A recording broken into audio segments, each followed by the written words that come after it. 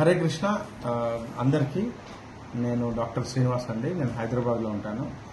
ఇప్పుడు నా దగ్గర ఉన్నటువంటి పరికరం చూస్తున్నారు కదా, దాని పేరు హీలీ. సో ఈ హీలీ అనేటువంటి పరికరము మన శరీరంలో ఫ్రీక్వెన్సీ ఆధారితంగా పనిచేస్తుంది.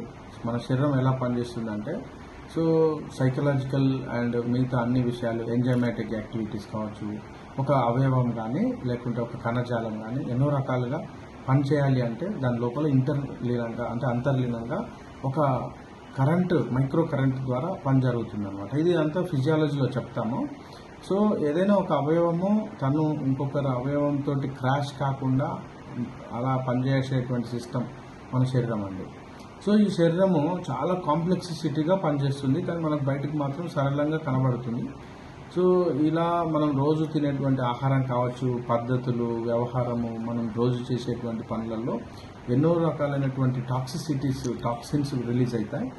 ఆ టాక్సిన్స్ రిలీజ్ అయినటువంటి పద్ధతిలో కిడ్నీ కనుక సరిగా టాక్సిన్స్ని రిలీజ్ చేయకపోతే ఆ టాక్సిన్స్ బాడీలో పేరుకుపోయి మనకు ఎన్నో రకాలైనటువంటి కష్టాలు వస్తాయి. అంటే బాడీలో లివర్ అనుకోండి, లివర్ ఫ్యాటీ లివర్గా మారిపోతుంది. కళ్ళు అనుకోండి, సో న్యూరోపతి డెవలప్ అవుతుంది, రెటినోపతి డెవలప్ అవుతుంది.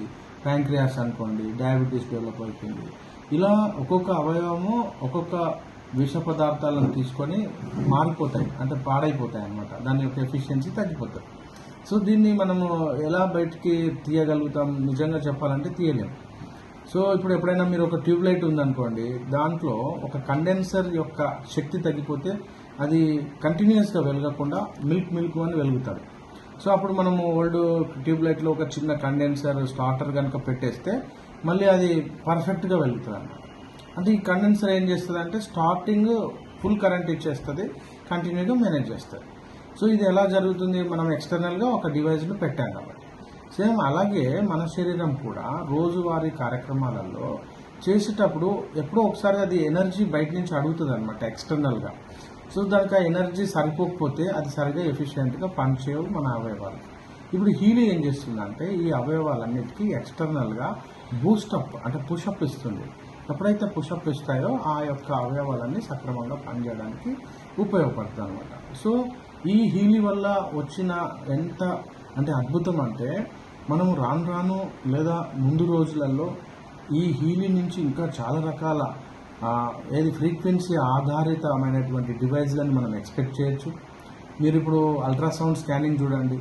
స్కానింగ్ నుంచి వచ్చేటువంటి తరంగాలను మనం గుర్తుపట్టలేము, కానీ తరంగాల ద్వారా వచ్చినటువంటి పిక్చర్ మనము అక్కడ ఉన్నటువంటి మానిటర్లో చూడవచ్చు.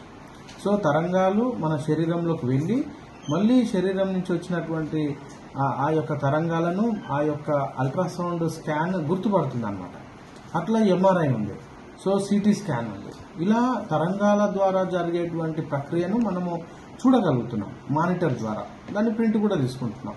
సిమిలర్లీ ఇప్పుడు హీలీ అనేటువంటి డివైస్ మన శరీరంలో ఉన్నటువంటి కణజాలాల మధ్యలో ఉన్నటువంటి కరెంటు యొక్క ట్రాన్స్ఫర్స్ను, లేదా కణాల మధ్యలో ఉండేటువంటి సంభాషించేటువంటి పరిస్థితిని, అది ఫ్రీక్వెన్సీ అంటాం. భాష, కణాల యొక్క భాష. ఈ కణాల యొక్క భాషను ఇది ఒక యాంప్లిఫైయర్గా పనిచేస్తుంది.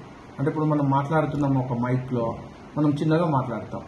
ఒక యాంప్లిఫికేషన్ కనుక 1,00,000 వోల్టులు పెట్టామనుకోండి, 1,00,000 వాట్ పెడితే కొన్ని లక్షల మందికి వెళ్ళిపోతుంది, అది పెద్దగా వినబడుతుంది. అంటే ఏం జరుగుతుంది? శబ్దము యాంప్లిఫికేషన్ జరుగుతుంది.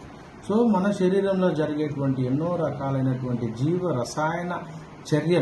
రసాయన క్రియలకు ఈ యొక్క హీలీ పరికరం ఏం చేస్తుందంటే ఎన్హాన్స్ చేయడం, అంటే పెంచడం వల్ల, యాంప్లిఫికేషన్ చేయడం వల్ల ఆ మిగతా అవయవాలన్నీ సక్రమంగా పనిచేసి మనకు వచ్చేటువంటి ప్రతి జబ్బు ఈ టాక్సిన్స్ వల్ల వస్తాయి. కాబట్టి ఈ జబ్బుల నుంచి మనం అంటే రక్షణ పొందుతాం.